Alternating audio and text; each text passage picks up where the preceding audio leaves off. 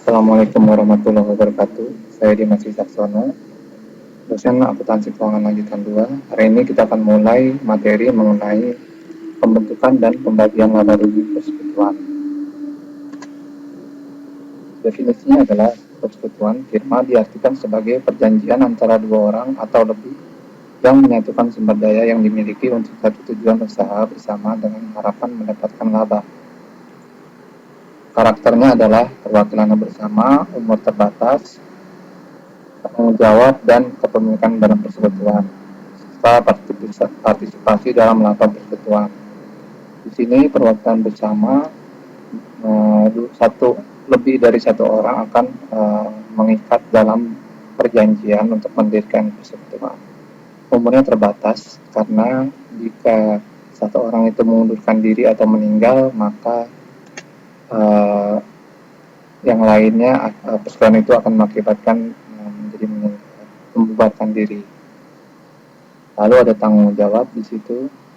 Apabila nanti persekutuannya rugi dan modal usahanya tidak bisa menutupi kerugian tersebut, maka bisa dikenakan ke harta pribadi dari sekutunya tersebut. Lalu ada pemilik kepentingan dalam persekutuan. Di situ apabila sudah dilakukan investasi, maka tidak lagi menjadi hak milik pribadi, tapi menjadi modal dari sekutu tersebut. Kelebihannya adalah dalam perizinan yang mudah, bebas dalam kegiatannya, bisa masuk ke sektor usaha apapun, misalkan permakanan, kuliner, atau misalkan di sektor usaha atau properti dan lain-lain. Lalu pajak penghasilannya tidak dikenakan double tax seperti di perseroan terbatas. Tanggung jawabnya tadi sudah dijelaskan, bisa terkena dari harta pribadi, kelangsungan hidupnya juga pendek. Lalu jenis-jenisnya ada persekutuan dagang dan non-dagang, umum dan terbatas. Ini adalah akta pendirian firma. Unsur-unsurnya adalah sebagai berikut, bisa dibaca teman-teman. Berikutnya adalah contohnya.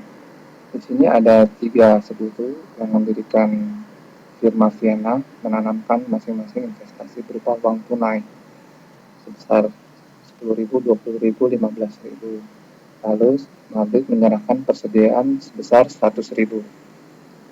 Para sekutu juga setuju melakukan penilaian kembali menjadi persediaan menjadi 125.000. Maka kita jurnal.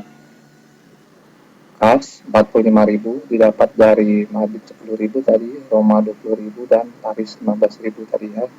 Lalu ini tadi jadi total 45.000, sedangkan persediaan di jurnal di kas 125.000 sesuai dengan penilaian kembali. Maka ini adalah neracanya. Kas 45.000, persediaan dagang 125.000 dan modal-modal yang tadi 3 sekutu tersebut. Contoh berikutnya adalah ada London, Monaco, dan Milan mendirikan perusahaan Valencia.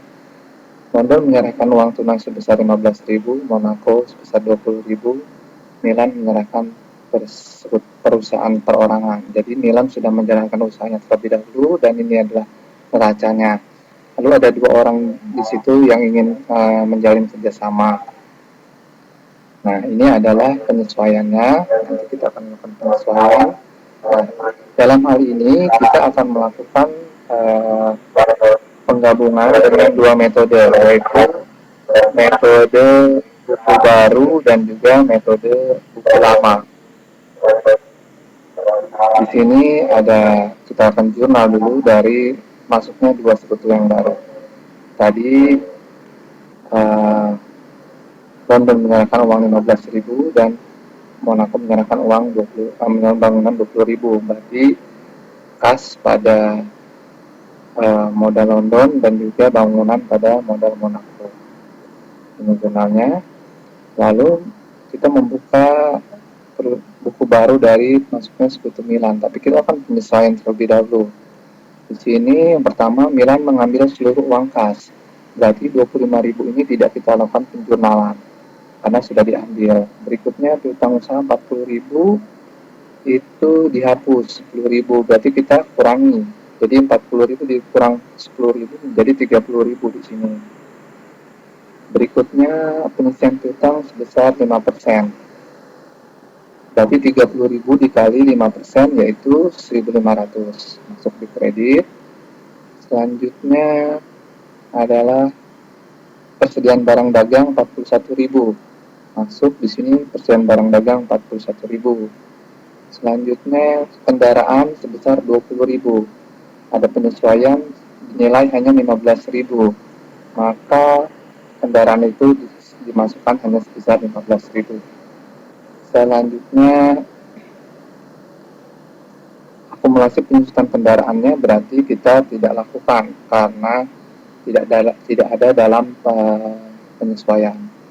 Selanjutnya adalah hutangnya 50.000 masuk ke kredit.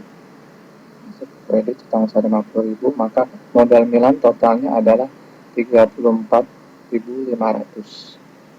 Nah, bagaimana dengan buku lama? Dengan buku lama itu jurnal dalam masuknya Sekutu Monaco dan London itu sama, tidak ada perbedaan dengan buku baru di sini. Berikutnya masuknya Sekutu Milan itu harus kita jurnalkan. Jadi setiap pergerakan dalam akun di neraca perusahaan nama itu kita lakukan penjurnalan. Jadi kas 25.000 tadi kan diambil ya, berarti kalau kas berkurang berarti dia ada di kredit. Kas berkurang di kredit, pasangannya adalah modal Milan tadi 25.000. Selanjutnya tadi ada piutang usaha dikurangi 10.000, berarti piutang usahanya di kredit 10.000. Ini lalu ada pengurangan sebesar 1.500 kita dengan kerugian piutang, yaitu tadi 3.000 dikurang 1.500, hasilnya 1.500. Maka ini yang akan kita masukkan. Lalu ada berikutnya persediaan barang dagang di sini, persediaan barang dagang.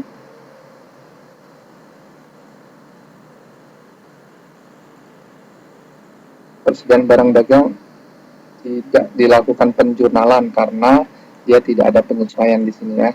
Karena tidak ada penyesuaian maka dia akan nilainya tidak akan berubah. Jadi kita tidak akan penjurnalan. Selanjutnya adalah kendaraan tadi ya, ada penjurnalan di sini, penyesuaian kendaraan sebesar 20.000 dikurangi 5.000, berarti 5.000 kita masukkan ke kredit. Ini kita masukkan ke kredit. Sedangkan cadangan penunjukan kendaraannya sebesar 3.000 kita kurangi. Nah, kita hilangkan, masukkan ke debit. Nah, dua metode ini akan menghasilkan satu neraca yang sama, yaitu ini.